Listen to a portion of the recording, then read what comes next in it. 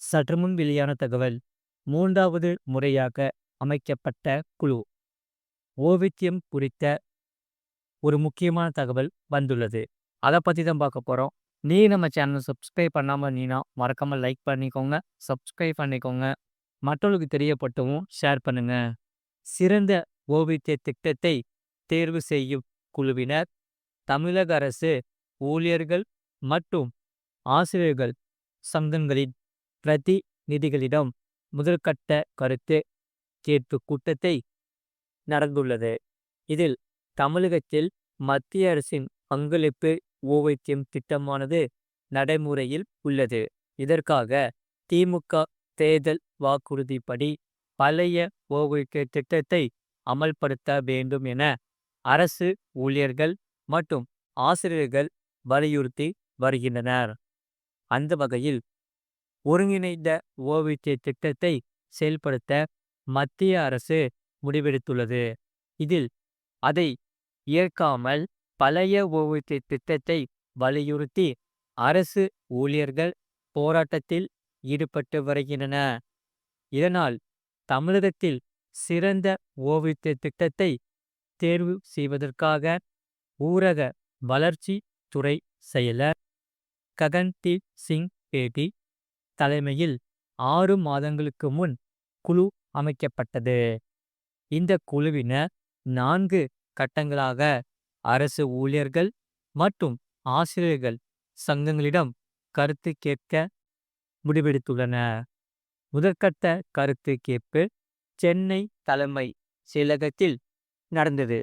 இதில் அரசு ஊழியர்கள், ஆசிரியர்கள் சங்கங்கள் உள்ளிட்ட 10க்கும் மேற்பட்ட சங்க பிரதிநிதிகள் பங்கேற்றனர். ஒவ்வொரு சங்கத்தில் இருந்தும் 2 வீதம் அனுமதிக்கப்பட்டு 3 நிமிடம் கருத்துக்கள் கேட்கப்பட்டுள்ளன. அதில் வரும் 25ஆம் தேதி, செப்டம்பர் 1 மற்றும் 8ஆம் தேதிகளில் அடுத்த கட்ட கருத்து கேட்பு கூட்டம் நடக்க உள்ளது. இது குறித்து தமிழ்நாடு தலைமை செயலகர் சங்க தலைவர் வெங்கடேசன் கூறியதாவது: பங்களிப்பு ஓவிய திட்டமானது 2003ஆம் ஆண்டு நடைமுறைக்கு வந்தது. அன்று முதல் அதை எதிர்த்து போராடி வருகிறோம். பழைய ஓவிய திட்டம் குறித்து ஆராய ஜெயலலிதா தலைமையிலான அரசு தலைமையில் குழு அமைந்தது. அவர் அறிக்கை கொடுக்கவில்லை. இதையடுத்து மற்றொரு IAS அதிகாரி ஸ்ரீதர் தலைமையிலான குழு அமைக்கப்பட்டது. இந்த குழு அறிக்கை சமர்ப்பிக்காமல் இருந்தது. கடந்த 2017ஆம் ஆண்டு பழனிசாமி ஆட்சியில் தொடர் போராட்டம் நடத்தப்பட்டது. நீதிமன்ற அவமதிப்பு வழங்கும் தொடரப்பட்டது.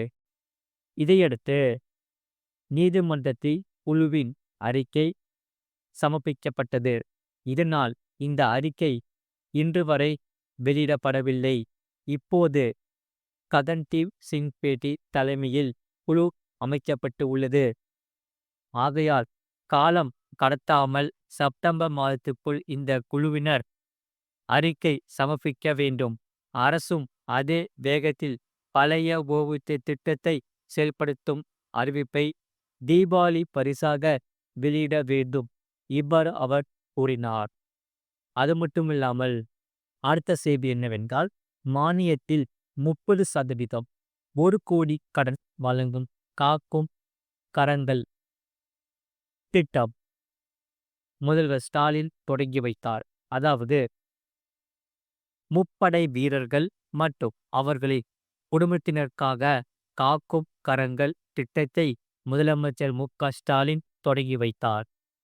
இந்த காக்கும் கரங்கள் திட்டத்தின் பலன்கள், நன்மைகள் என்னென்ன தெரியும்? இத்திட்டத்திற்கான மானியத்தை பெறக்கூடிய தகுதி உடையவர்கள் யார் யார் மற்றும் எங்கு விண்ணப்பிக்கலாம் தெரியுமா?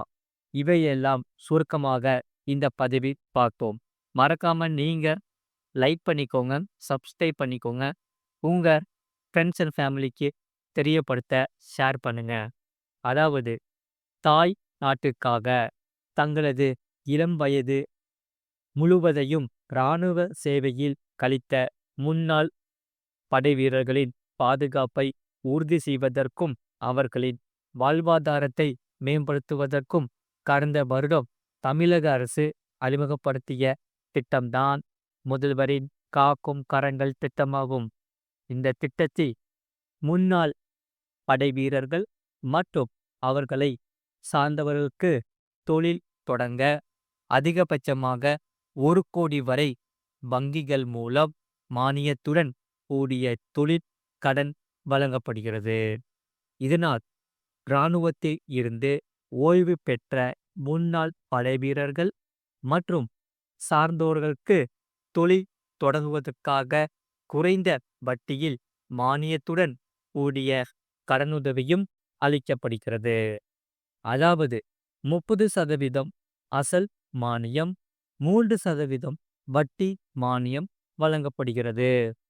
மேலும் இவர்களுக்கு திறன் மற்றும் தொழில் முனைவோர் மேம்பாட்டு பயிற்சி போன்ற தேவையான பயிற்சிகளும் அரசால் வழங்கப்படும். இதற்கு இராணுவ பணியின் போது உயிரிழந்த படை வீரர்களின் குடும்பத்தினரும் இத்திட்டத்தின் மூலம் பயன்பெறலாம். ஆகையால் ஓய்வு பெற்ற இராணுவ படையினரை தொழில் முனைவோராக உருவாக்குவதன் மூலம் அவர்களின் பாதுகாப்பும் செய்வதே அரசின் நோக்கமாக உள்ளது. ஆகையால் இந்த திட்டத்தின் கீழ் கடன் பெற விண்ணப்பதாரர் தமிழகத்தை சேர்ந்தவராக இருக்க வேண்டும். இதற்கான குறைந்தபட்ச கல்வி தகுதி எதுவும் நிர்ணயிக்கப்படவில்லை. வருமான வரம்பு நிர்ணயிக்கப்படவில்லை. ஆகையால் முன்னாள் படை வீரர்களின் அதிகபட்ச வயது 55 இருக்க வேண்டும். திருமணமாகாத மகள், மகன் மற்றும் கணவனை இழந்த மகளின் குறைந்தபட்ச வயது 25 இருக்க வேண்டும். முன்னாள் படை வீரர்கள் கைம்பெண்களின் குறைந்த பட்ச வயது 21, அதிகபட்ச வயது 55 வயதாகும். அதே சமயம் முன்னாள் படை வீரர்களின்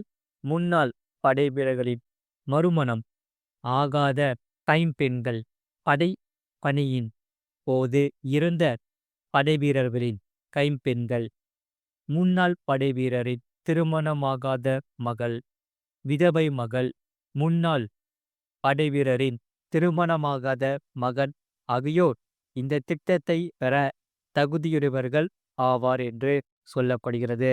ஆகையால் இதற்கு காக்கும் கரங்கள் திட்டத்தின் மானியத்தை பெறவும் கடனுதவிக்கு விண்ணப்பிக்கவும் சில ஆவணங்கள் தேவையாக உள்ளது.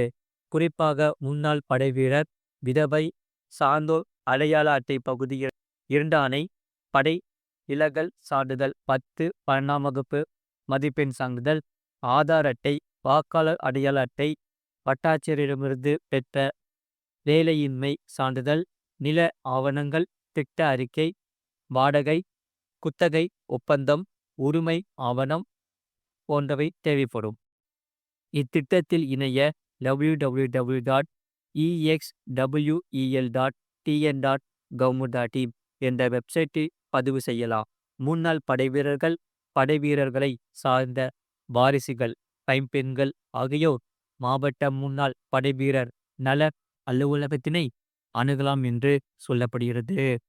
இது போன்ற செய்திகளை உடனுக்குடன் அறிந்து கொள்ள மறக்காம சேனலை சப்ஸ்கிரைப் செய்யுங்கள். மற்றவர்களுக்கு தெரியப்படுத்த ஷேர் செய்யுங்கள்.